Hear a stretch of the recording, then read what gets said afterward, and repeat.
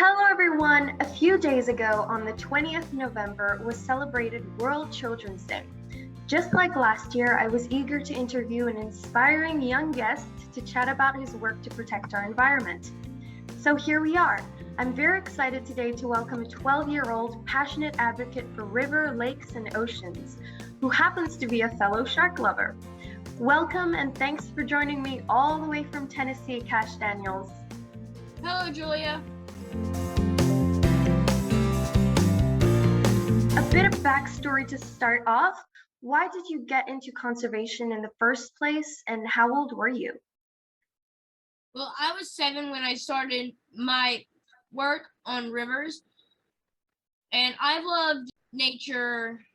I can't remember a time when I didn't love nature. So when I found out that there was so much trash and polluting nature, I just knew I had to do something about it. What was your very first action for the environment? Probably a couple river cleanups with my family and some other people that just came.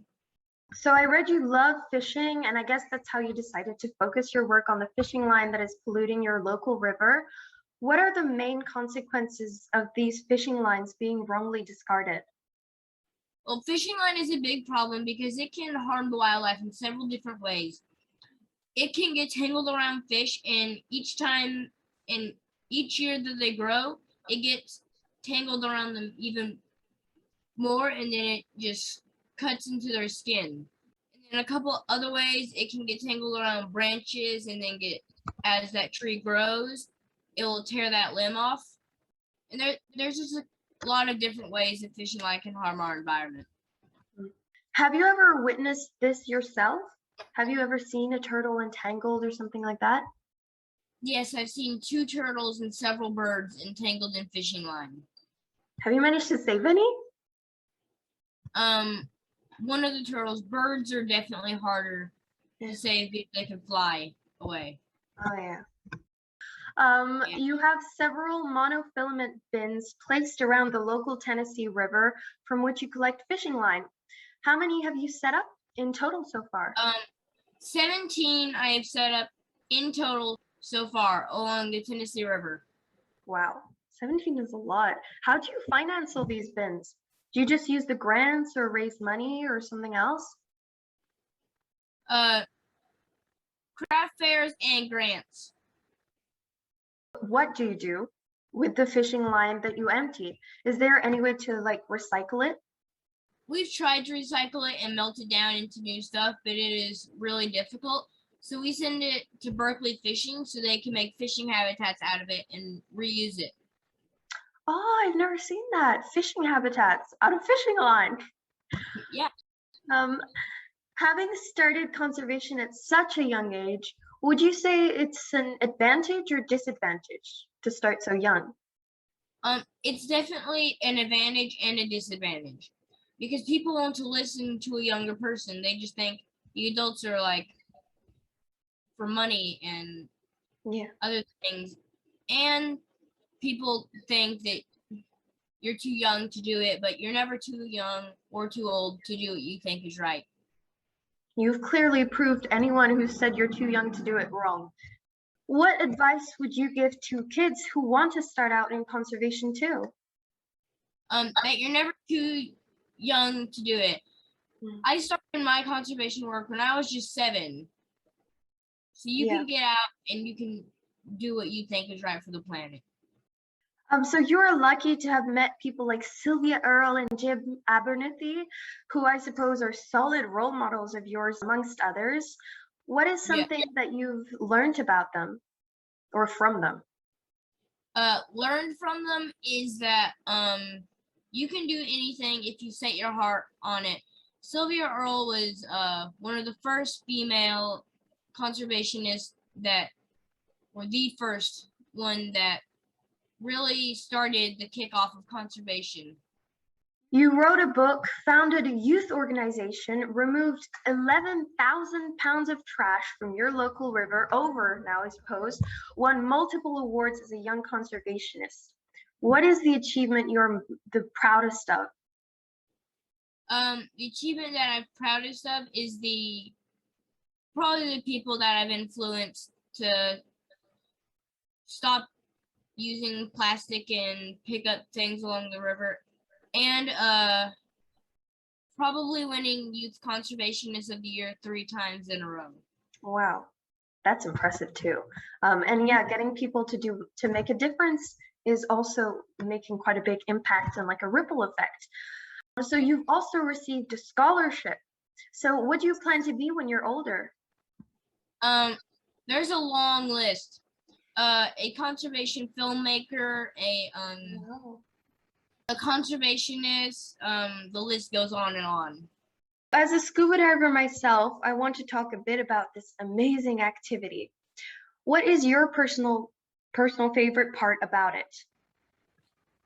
That just you can be underwater for as long as you want, as long as you don't run out of air.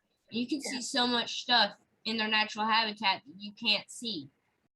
Is there any marine creature you would love to encounter underwater? Sharks, any type of shark. I see a lot of black tip reef sharks. Have you ever seen any shark? Well, I haven't scuba dived with them, but I have snorkeled with like 30 lemon sharks and 5 bull sharks. Wow. Wow, you beat me. And I have like 100 and something dives, and you've dived with bull sharks already and lemon sharks. I've yet to dive with a whale shark. That's what I really want to do, and hammerheads. That would be really awesome. Do you have any dream dive location? Probably the Great Barrier Reef. Oh, that's a good one. You are also the co-founder of the Cleanup Kids alongside your best friend Ella. Could you give us a brief insight on what this organization is about? So the Cleanup Kids is an organization for other kids, for us to inspire other kids to do what we're doing. And we have our own YouTube channel called the Cleanup Kids, and we hope to inspire other kids to do what we're doing by picking up 1 million pieces of trash by the end of 2022.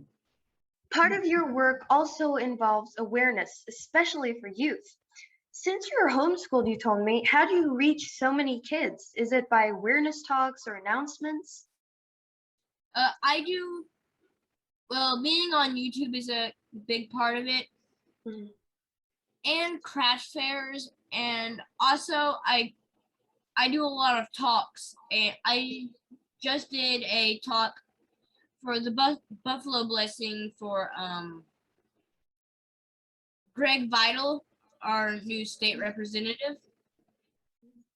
Wow. So that's the main way you reach kids. And yes, of course, social media is a big key as well. Do you have any plans to travel or spread your awareness and conservation physically in other parts of the world after COVID, of course? Yes. Definitely go to other countries. Yeah, that can be a good thing to see them in person, and not just through social media.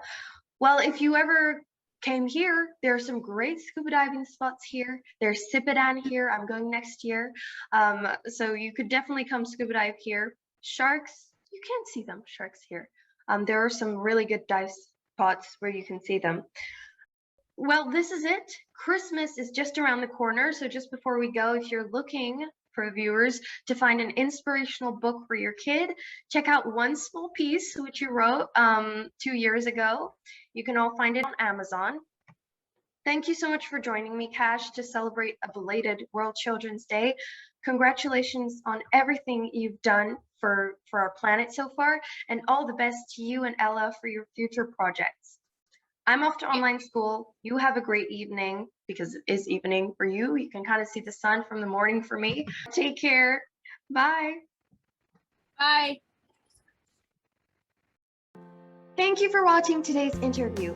I hope that it inspired other kids to get out there and do what they can for the environment. Because like Cash said, you are never too young to do something and ultimately change the world. Time is ticking and everyone has to start doing their part. I hope you enjoyed. See you next time. Bye.